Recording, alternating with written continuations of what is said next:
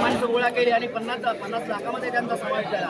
त्या म्हणजे राजकीय सेवा सगळ्यांच्या सेवेसाठी सज्ज कुणाला काही कमी कसं झालं तिथे संपर्क साधायचा आहे. प्रयत्न केला, आम्ही प्रयत्न केले जेणेकरून येणाऱ्या पिढीला त्या 27% मधून आरक्षण मिळावं.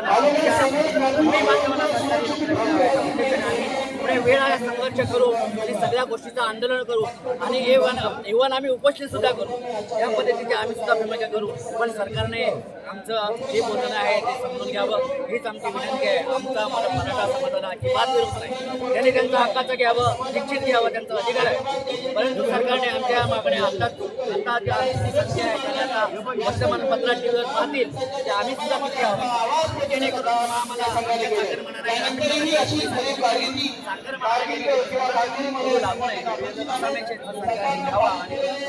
निर्णय रद्द करावे अशी सगळ्यांची विनंती आहे. माझ्या सगळ्या साखरमणे आहेत, ग्रामीण भागातले शेतकरी आहेत, त्यांच्या सगळ्या समस्या दूर झाल्या पाहिजे.